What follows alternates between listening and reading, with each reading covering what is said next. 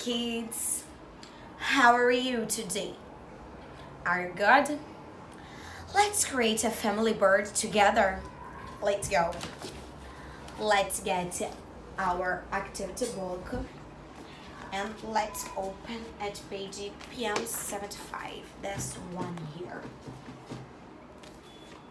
Look, we have the family bird. This is the baby bird, mommy bird, daddy bird, granddad bird, granny bird, and the sister bird. Let's use a coloring pencil to color them, okay? After you color, use a scissor to cut right here and here too. I will cut mine, just wait. When your cut is going to be like this. Now let's fold in all these lines here, this way.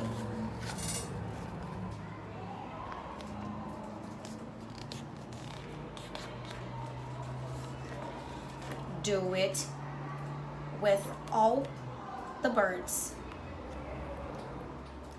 Look, I folded all the parts and now I have my family birds. Now it's your turn, okay?